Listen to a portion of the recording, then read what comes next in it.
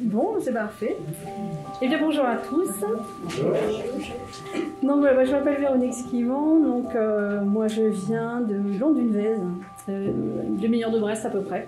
Et donc je pratique des soins énergétiques Reiki et je propose donc des ateliers d'initiation au pendule depuis l'année dernière et des stages depuis cette année-ci. Vraiment là je suis là pour transmettre ce que je sais, ce que j'ai expérimenté, testé, ce qui me parle, ce qui résonne pour moi, ce que j'ai pu apprendre et ça résonne et donc voilà, je l'utilise. Mais je ne prétends pas être expert, je ne prétends absolument pas détenir une vérité quelconque. C'est ma manière à moi de pratiquer le programme. Donc la radiesthésie dans l'histoire, donc on verra les bases de la radiesthésie, les techniques de détection des ondes vibratoires, les outils utilisés, les applications pratiques de la radiesthésie. Et on passera à une deuxième partie donc pratique. Avec une méditation guidée d'ancrage, j'expliquerai un petit peu en quoi l'ancrage est important, et puis je vous proposerai à ce moment-là, si ça vous dit, donc d'utiliser votre propre corps comme pendule. Une démonstration de l'utilisation du pendule divinatoire, où là justement je développerai tout ce qui concerne la protection, le choix du pendule, la manière de formuler les questions, etc. On fera une expérience collective de mesure d'un taux vibratoire. Comment la matière reçoit en fait ce qu'on vibre autour. Donc l'histoire un petit peu de la radiesthésie. La première pratique sûrement c'était pour chercher de l'eau.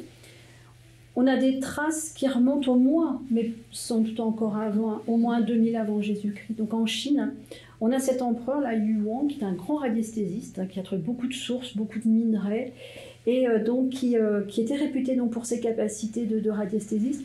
Il y a des traces aussi en Égypte, donc dans les tombeaux de la vallée des rois, donc on a retrouvé des traces aussi de ce qui ressemblera à un pendule, une boule de bois, une ficelle autour, donc, et a priori ce seraient les prêtres qui utilisaient donc, ce pendule pour sans doute de la divination. On a Moïse aussi, dont on parle toujours quand on évoque les sorciers, sans doute un des premiers sorciers, Moïse avec son bâton là, qui fait jaillir l'eau. On trouve des traces aussi chez les Romains, chez les Grecs en Inde. Moyen-Âge, évidemment, c'est la période d'Inquisition. Au XIIIe siècle, donc là, il n'est pas question d'utiliser le pendule. 19e et surtout dans la première partie du XXe siècle, c'est beaucoup de prêtres en fait, qui vont être connus pour la pratique de la radiesthésie. En particulier, donc l'abbé Alexis Bouly, qui a inventé le terme de radiesthésie. Donc, je vous dis, jusque-là, on parle de rhabdomancie. Du coup, le terme disparaît, on ne l'utilise plus maintenant. Et c'est lui qui le crée, donc ce terme de radiesthésie, à partir du latin radius, qui signifie rayon, et le grec esthésis, qui signifie sensibilité, perception. Donc la radiesthésie, c'est vraiment l'art de percevoir les vibrations, les rayonnements. Et il va même être honoré par la nation. Il y aura la Légion d'honneur pour avoir permis donc, de trouver des obus non éclatés après la guerre, après la Seconde Guerre mondiale. Parce que, on l'utilise aussi beaucoup pour les recherches de métaux. L'abbé Mermet, lui, on le voit, il travaille avec un pendule, lui. Et un grand sourcier aussi.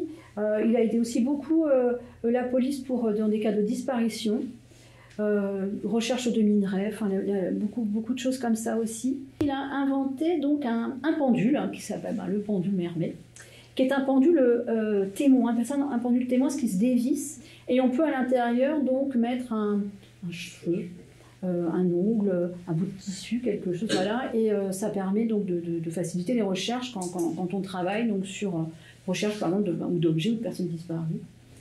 Alors les bases de la radiesthésie, une définition. La radiesthésie est la capacité à détecter et amplifier des ondes vibratoires émanant de différents corps visibles ou invisibles. Donc là, c'est vraiment ça. La radiesthésie, c'est vraiment capter des vibrations. L'univers pensé en termes d'énergie, de fréquence, d'information et de vibration, tout est là, quoi. En fait, tout est énergie. On baigne dans de l'énergie. Quand vous êtes très très intuitif, c'est parce que justement vous les captez ces vibrations-là. Vous recevez déjà ces messages-là. Après, l'outil, lui, il va venir amplifier. Dans l'univers, tout est connecté. En fait, on baigne donc tous dans cette énergie. Et avec le subtil, avec le monde subtil aussi, on reste connecté.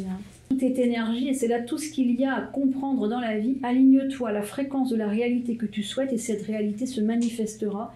Il ne peut en être autrement. Ce n'est pas de la philosophie, c'est de la physique. priori, on parle de physique quantique hein, quand on touche à tout cela. Alors, je disais tout à l'heure, les mots sont vibration, les pensées sont vibration. Donc, j'envoie cette vibration, je pose ma question, je l'envoie et je vais recevoir la réponse aussi sous forme de vibration. Et c'est comme ça que certains, intuitivement, ont déjà les réponses en fait. Hein. Pareil, on envoie, on reçoit et on sait. Hein, on sait, on n'a pas toujours besoin de ça. Et c'est pour ça qu'on travaille aussi vraiment sur soi en utilisant le pendule. La technique de détection des ondes vibratoires, donc il y a un outil, c'est le fameux biomètre de Bovis. Hein. Donc voilà, qui est devant vous. Alors, en fait, c'est celui-ci hein, qui est dans un livre avec plein de cadrans. Il y en a plein. Ce biomètre, donc là, celui-ci, donc c'est vraiment celui qui permet de mesurer le taux vibratoire sur le plan physique.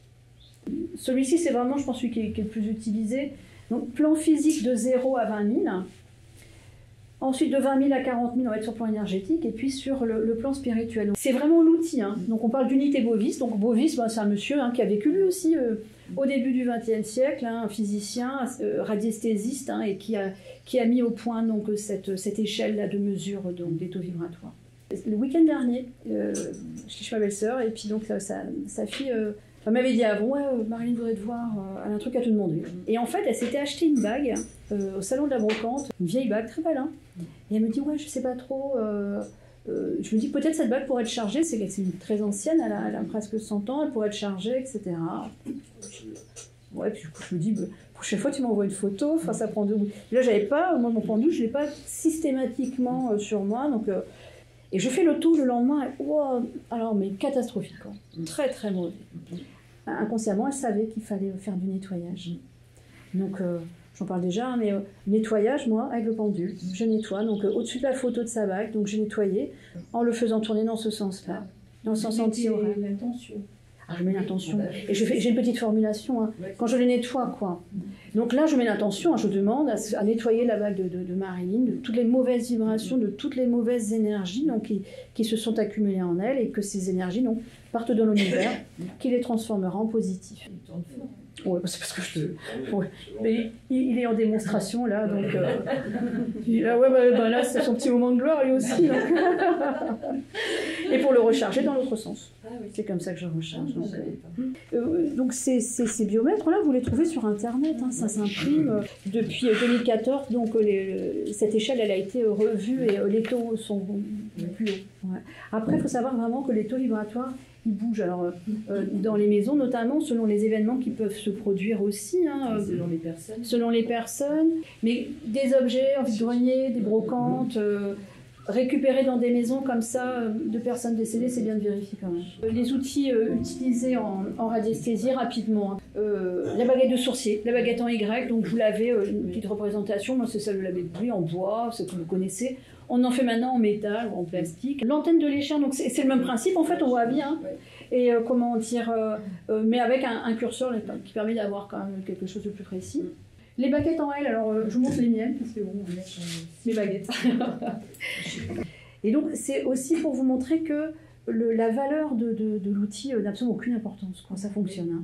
Et c'est pareil pour le pendule. Hein.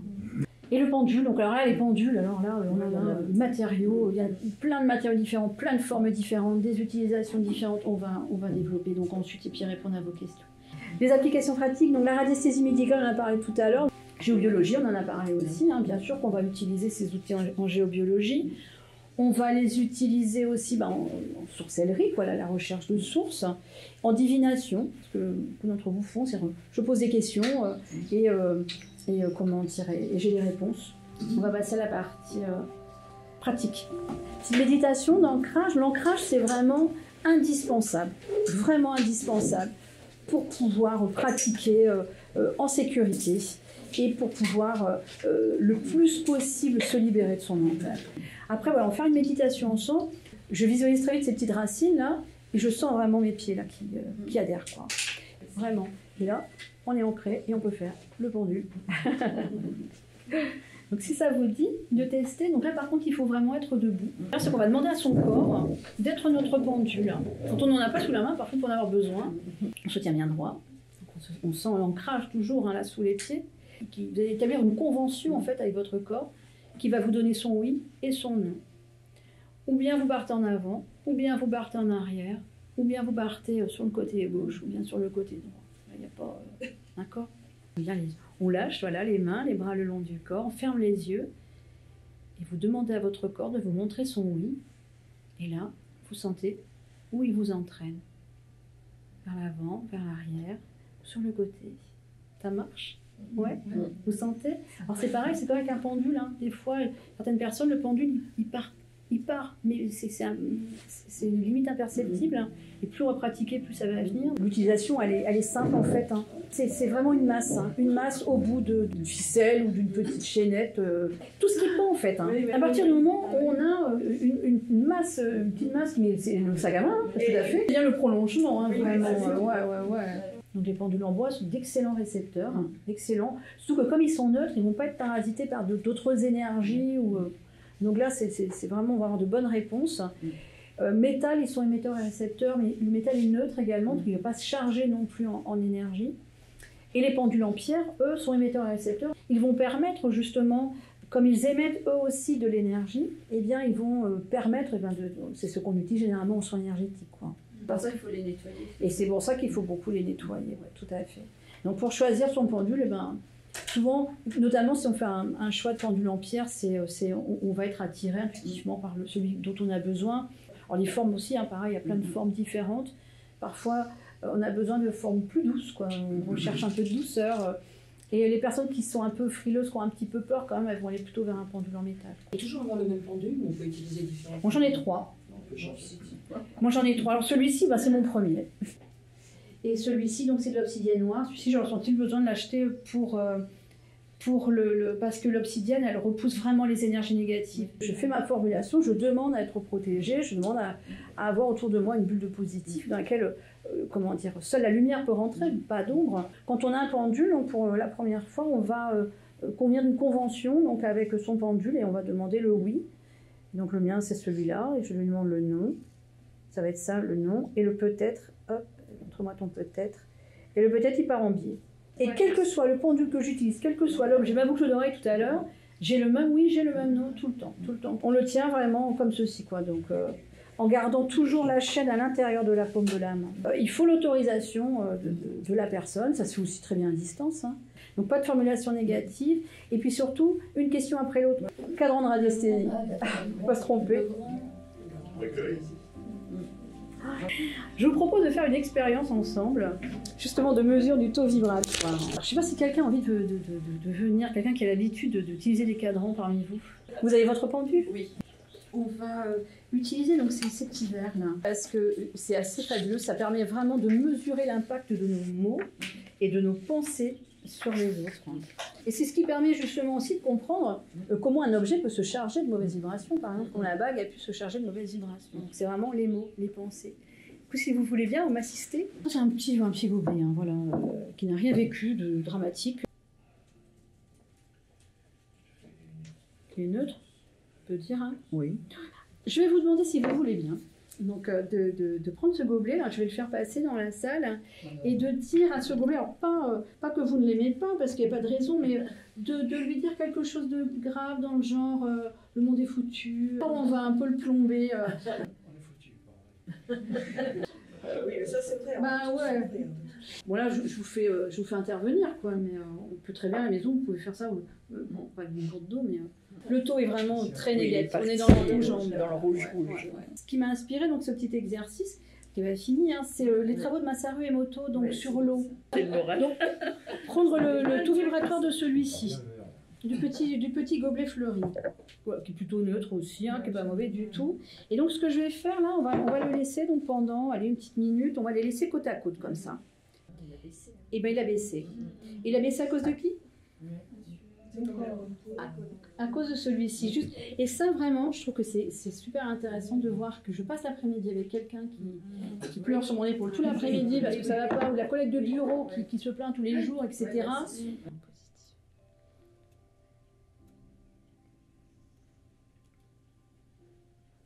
Et voilà, c'est fini. Ah ouais, carrément, je pense que c'est... Amour et tout, on va lui faire par la pensée. Après, si vous voulez vous exprimer, allez-y, hein, c'est le gobelet, hein, c'est pas à moi. Ouais, transmettez juste. On va faire ce qu'on appelle un égrégore, c'est-à-dire qu'on va envoyer collectivement et on fait remonter ce taux vibratoire. On a bien travaillé là.